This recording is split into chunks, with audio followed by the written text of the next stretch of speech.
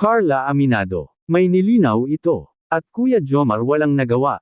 Isang mapagpalang araw sa inyong lahat mga kalingap, sanay hindi nyo po makalimutan na mag-like sa video na ito. At paunawa tapusin muna ang kabuuhan ng video na ito mga kalingap at para malaman ang nilalaman nito. At maraming salamat po mga kalingap sa pagpatuloy na pagsuporta lalo na kay Kuya Val Santos Matubang at Kalingap Rab, salamat po. Carla may nilinaw ito sa lahat. At Papa Joms walang nagawa. Pero bago yun mga kalingap ay pag-usapan muna natin mga kalingap ang patungkol sa tambalan ngayon ng Jomcar mga kalingap. Katatapos nga lang ng monthsary ng Jomcar mga kalingap at nalalapit na naman ang kanilang anniversary. At gaganapin nga ang anniversary ng Jomcar sa Thailand mga kalingap at ito ang kauna-unahang pangyayari ng mga love teams ng Team Kalingap na mag-celebrate sa ibang bansa mga kalingap. At balita natin mga kalingap na mas magiging kaabang-abang ang ganap sa Thailand mga kalingap at bakit?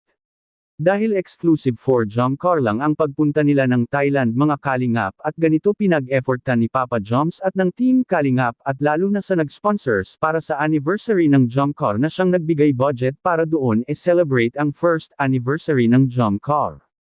Hindi lubos maisip ni Carla na aabot sila sa isang taon nilang pag-love team ni Papa Joms. At ito nga ang naging dahilan mga kalingap kung bakit palagi na lang namimiss ni Papa Joms si Carla mga kalingap. Dahil iba kasi ang samahan sa dalawa at hindi na rin masama ang tambalan nilang dalawa lalo pa at umaabot na nga ito ng isang taon sa susunod na buwan mga kalingap. Hindi nga makipag-meet and greet sila Kalingap Rab doon sa Thailand mga kalingap at para mas ma-enjoy pa nila ang kanilang bakasyon doon at para iwas na rin sa magiging problema mga kalingap. Dahil sa ang bansang Thailand ay hindi katulad dito sa ating bansa na pwede lang ang maraming mga tao na magsama-sama at maggrupo-grupo mga kalingap. Sa Thailand kasi ay hindi ito pwede at may batas silang pinapairal na ipagbawal ang mga pagtipon-tipon. Nakakatakot rin para kina Kalingap Rab ang ganitong pangyayari dahil baka ma-question pa sila mga kalingap at baka magkakaproblema pa sila ng dahil sa meet and greet.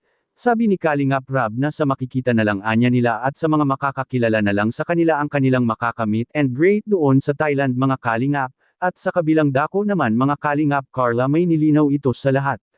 At Papa Joms walang nagawa. Makikita po natin sa video. Sorry Carla. Happy 11th birthday. Grabe. Akala ko wala ka ng oras sa akin. Akala ko wala ka ng pakialam sa akin. Hindi po sobrang busy lang po talaga sa hindi po mangyayari yun. Sure yan? Grabe. Naintindihan ko naman, pero minsan, ewan ko, tatampo na lang siguro ako. Anyway, naintindihan ko naman, wala na magagawa. School mo yan eh. Minsan, napapaisip lang din kasi ako eh. Alam mo yung parang di ko ma-imagine pag wala ka. Parang bang papraning ako eh. Nilinaw ni Carla mga kalingap kay Kuya Jomar na hindi anya nito magagawa na makakalimutan niya si Kuya Jomar. Anong masasabi niyo po mga kalingap tungkol dito? Please comment and God bless you all.